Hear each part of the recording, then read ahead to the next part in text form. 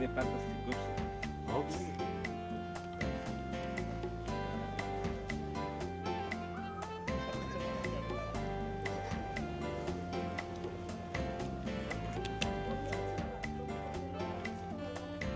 What happened? What's your line of business, Dr. you? I'd gladly tell you I look after my son, who's already 9 months old most of the time. How do you provide for little Anthony's daily milk? Well, by having both his parents working, of course. I work at the university and also at the Oceanography Center, as well as out to sea sometimes.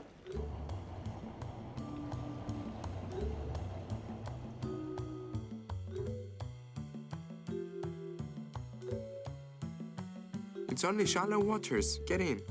Free diving at the Oceanography Center.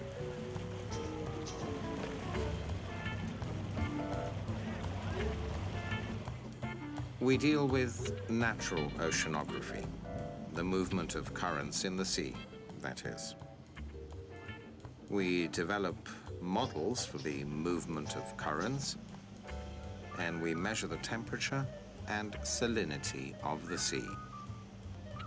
We can take these measurements from satellite through an antenna we have on the roof of our lab, as well as through visits to the various sites. The air current movement can influence the currents in the sea, so we keep up with information given by the Meteorology Center. We also issue a weekly forecast of the movement of sea currents in the eastern Mediterranean. Every week we have a forecast which everybody can have access to on our web page. On the screen now you can see the forecast for sea currents for next week. This forecast is useful to a lot of people, for example, to fishermen. They can locate the areas where there are sudden temperature changes,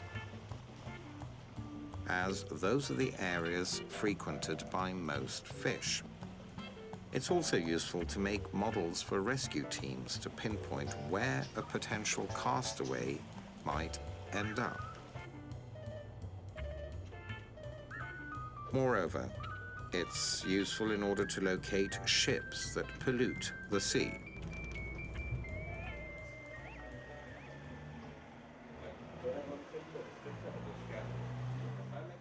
One of the activities of the Oceanography Center, one which is directly linked to the protection of the environment, is the location and movement of oil spills in the sea, whether by accident or by other reasons.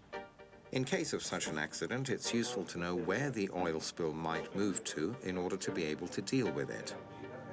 We've developed some very good models which are able to do this job and are used by other oceanographic centers throughout the world.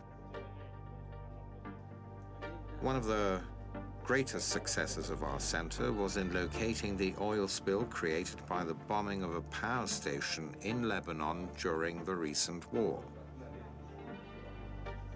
We used our existing models and quickly realized that the spill would move northward along the coastline with no immediate danger to our coasts. The response of the Oceanography Center was quick, and the results were utilized to the maximum by many decision-making centers. For this work, we even got a letter thanking us from the Environment Minister of Lebanon while the war was still raging. The reason for this, of course, was that our data made it possible for them to deal with the spill after the war ended. One important application is, I believe, the forecasting of the movement of a potential tsunami in the Mediterranean. Do we have tsunamis in the Mediterranean? Of course we do. 20% of the tsunamis in the world are observed in the Mediterranean. Fortunately, they're not always of high intensity.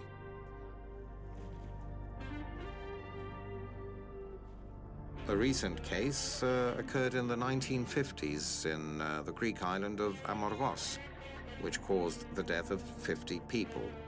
We all know, of course, of the large tsunami in the ancient times in Santorini, which was the cause of the fall of the Minoan civilization. To be able to forecast the movement of a tsunami wave, we must know the bathymetry of the area very well. The movement of the wave is relative to the depth. The smaller the depth, the quicker the wave will move. In open seas, it moves slowly and is low, therefore it passes unnoticed. But once it approaches the coast, it starts to move faster while also gaining height.